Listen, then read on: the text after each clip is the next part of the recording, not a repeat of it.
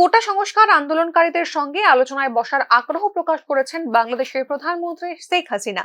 তিনি বলেছেন, গণভবনের দরজা খোলা, কোটা আন্দোলনকারীদের সঙ্গে আমি বসতে চাই, তাদের কথা শুনতে চাই, আমি সংঘাত চাই না। শনিবার গণভবনে পেশাজীবী সমন্বয় পরিষদের কেন্দ্রীয় নেতাদের সঙ্গে বৈঠকে এই কথা বলেন প্রধানমন্ত্রী শেখ হাসিনার আহ্বান প্রত্যাখ্যান করেছে কোটা সংস্কার আন্দোলন ঘিরে গড়ে ওঠা বৈষম্য বিরোধী ছাত্র আন্দোলনের নেতারা।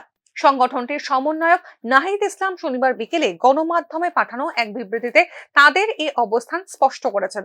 একই সঙ্গে রবিবার ডাকা অসহযোগ আন্দোলন সফল করার আহ্বান জানিয়েছেন তিনি।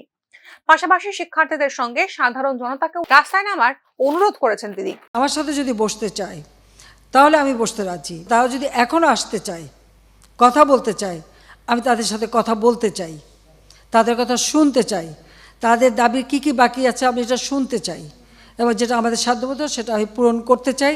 আমি এই সংঘাত চাই না। তারা যদি বসতে চায় আমার সঙ্গে, এই আন্দোলনকারীরা, কোটা আন্দোলনকারীরা, আমি তাদের সাথে বসবো, তাদের কথা শুনবো, তাদের দাবি দাওয়া এ পর্যন্ত যা মেনে নিয়েছে আরও কিছু আছে কি না সেটা হয়তো শুনতে হবে। এবং আপনাদের সামনে আমি বলতে চাচ্ছি, যেটা দেশবাসীরও জানা উচিত, যে আমি কখনোই আমার দরজা বন্ধ করিনি।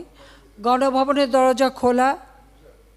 যখনই এই আন্দোলনকারীরা কথা বলতে চায়, আলোচনা করে সমাধান করতে চায়, আমি তাদের সাথে নিজেই বসতে রাজি। আমি আবারও বলছি যে আন্দোলনকারীরা যদি আলোচনা করতে চায়, আমি এখনও রাজি। যে কোনো সময় তারা আসতে পারে, আলোচনা করতে পারে, দরকার হলে তাদের গার্জিয়ানদের নিয়েও আসতে পারে।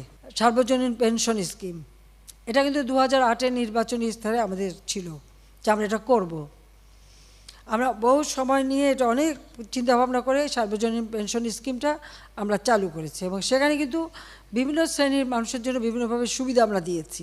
যে বিশ্ববিদ্যালয়, স্বায়ত্তশাসিত প্রতিষ্ঠান এবং প্রজাতন্ত্রের সকল বেতনভোগ কর্মচারীদের ক্ষেত্রে সার্বজনীন পেনশন ব্যবস্থায় অংশগ্রহণের বাধ্যবাধকতা বাতিল করে দিয়েছি, একবারে বাতিলই করে দিয়েছি।